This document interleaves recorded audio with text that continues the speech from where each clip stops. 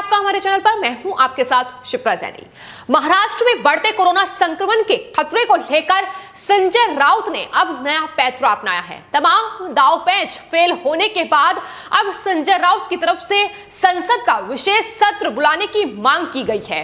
दरअसल देश इस वक्त कोरोना के संक्रमण से जूझ रहा है, लेकिन संजय राउत और उनकी पार्टी के नेता लगातार इसको लेकर राजनीति कर रहे हैं, जो अपने आप में कहीं ना कहीं बड़ा सवाल उठाता है कि आखिर देश इस वक्त चुनौतीपूर्ण हालात से जूझ रहा है, लेकिन एकजुट होने के बजाय शिवसेना किस तरीके से केंद्र सरकार को घेरने के लिए सिर्फ और सिर्फ कोविड पर राजनीति करने से बाज नहीं आ रही है।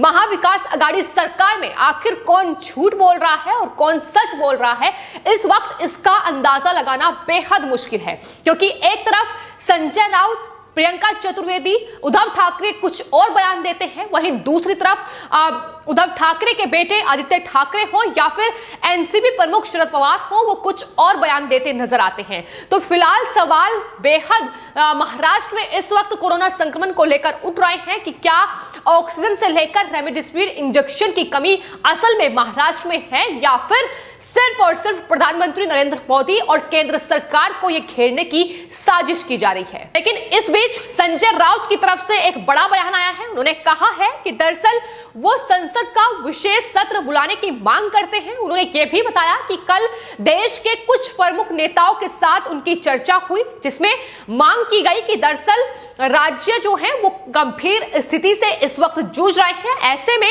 सरकार को संसद का विशेष सत्र बुलाना चाहिए और हर राज्य की स्थिति के बारे में वहां खुलकर चर्चा हो सकेगी। लेकिन संजय राउत के ये बयान सामने आने के बाद ही संजय राउत खिरते नजर आ रहे हैं।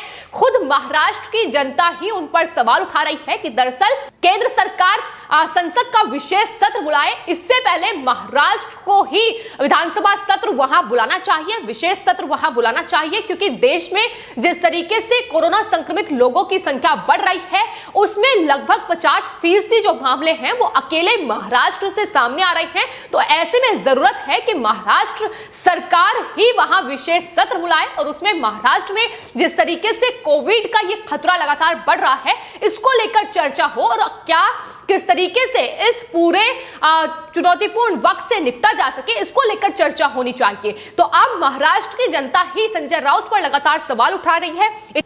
इतना ही नहीं, संजय राउत ने जो ट्वीट किया है उसमें उन्होंने लिखा है कि देश में कोरोना की वजह से अभूतपूर्व और युद्ध जैसे हालात बने हुए हैं। पूरे देश में कंफ्यूजन और टेंशन की स्थिति बनी हुई है। लोगों को बेड और ऑक्सीजन नहीं मिल रहा है। वैक्सीनेशन की स्पीड भी थम चुकी है। चारों ओर अफरा तफरी की स्थिति है।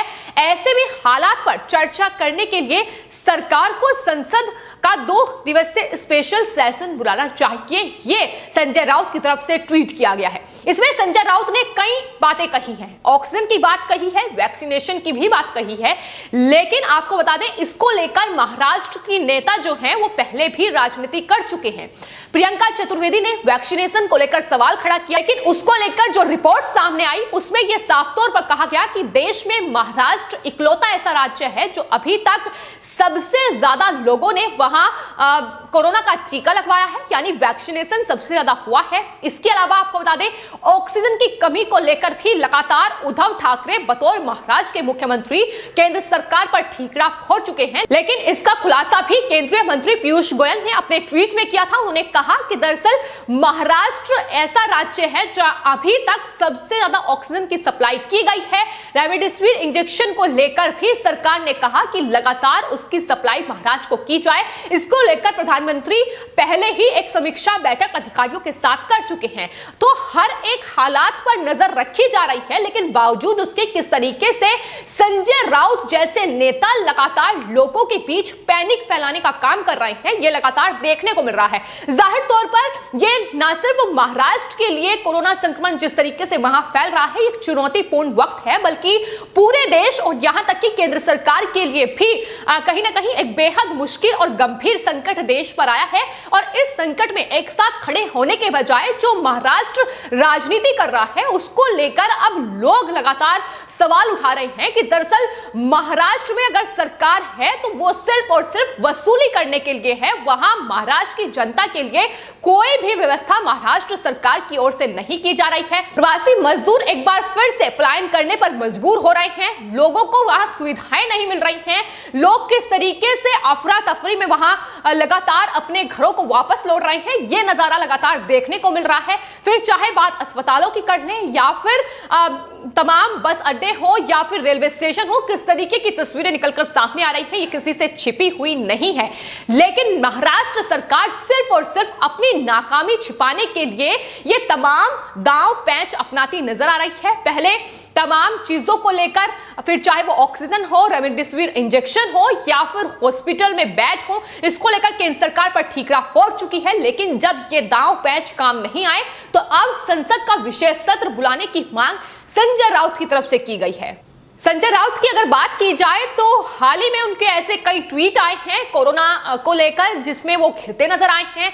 फिर चाहे वो कुंभ मेले को लेकर हो, चाहे फिर वो पश्चिम बंगाल में रैलियों को लेकर हो, जिस तरीके से उन्होंने कहा कि दरअसल महाराष्ट्र में जो कोरोना संक्रमण का खतरा बढ़ रहा है उसके जिम्मेदार देश के दूसरे राज्य हैं, जहां से लोग महाराष्ट्र जाते हैं, मुंबई जैसे शहर का रुख करते हैं, लेकिन इसके जिम्मेदार संजय राउत भी हैं। ये तमाम सवाल उठाने के बाद वही संजय राउत लोगों को क्या संदेश दे रहे हैं ये भी स्पष्ट हो चुका है। दरअसल संजय राउत भी रोड शो करते नजर आए, जिसमें भारी तादाद में भीड़ नजर आई। तो सवाल यही है कि आखिर संजय राउत क्या कोरोना को कम करने का वहां काम कर रहे थे? तो सवाल लगातार महाराष्ट्र पर भी और सरकार पर भी उठ रहे हैं, क्योंकि वहां महाविकास आघाड़ी सरकार जिस तरीके से काम कर रही है, वसूली पर पूरा ध्यान है। वसूली किस तरीके से वसूली करनी है, किस तरीके से दोषियों को बचाना है, मुंबई पुलिस का इस्तेमाल करते हुए किस तरीके से वहां तमाम केसेस का निपटारा करना है, इसका जिम्मा महाराष्ट्र सरकार ने उठा रखा है। बजाय वहां कोविड पे मैनेजमेंट करने के, बजाय वहां प्रोटोकॉल का पालन कराने के लिए, तो ये तमाम सवाल हैं जिसमें महाराष्ट्र सरकार फिलहाल घिरी हुई है।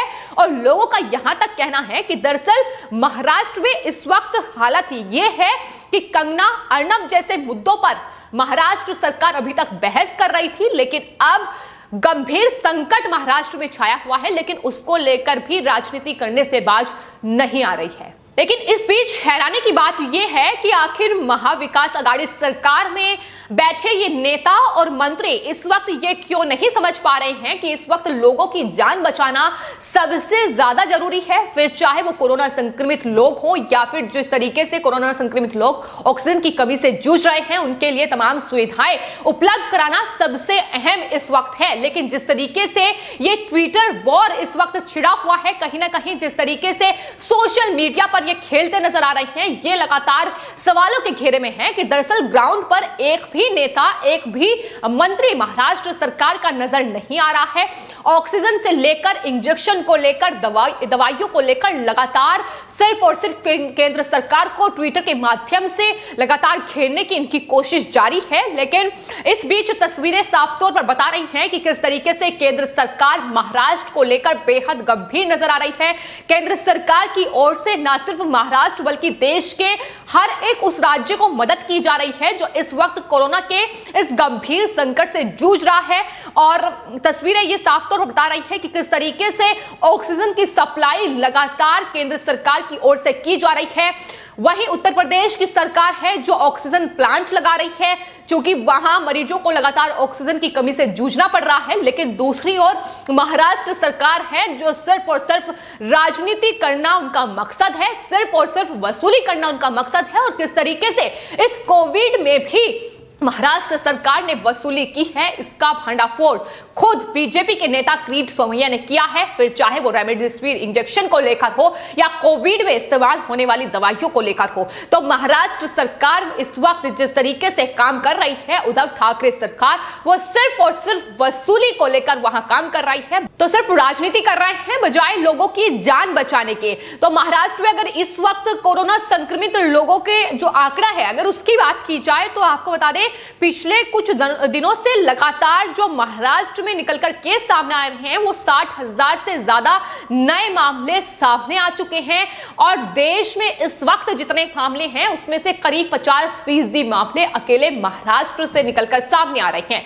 और इससे पहले भी जब कोरोना की पहली लहर सामने आई उसमें भी महाराष्ट्र में किस तरीके से लगातार मैनेजमेंट में उद्धव ठाकरे सरकार फेल नजर आई, इसकी बानगी भी देखने को मिली। जब तमाम दांव कहीं ना कहीं तमाम जो सुविधाएं थी, तमाम जो चीजें थी जो कोविड के लिए की गई थी वो पूरी तरीके से फेल नजर आई और देश में कोरोना संक्रमण फैलाने में सबसे ज्यादा योगदान महाराष्ट्र ने ही दिया था। लेकिन एक बार फिर से जब ये दौर लौटा है तो उद्धव ठाकरे सरकार इससे कोई सबक लेने के बजाय सिर्फ और सिर्फ राजनीति कर रही है। फिलहाल आपकी इस पूरे मामले पर क्या राय है हमें कमेंट बॉक्स में जरूर लिखें और चैनल को सब्सक्राइब करें। धन्यवाद।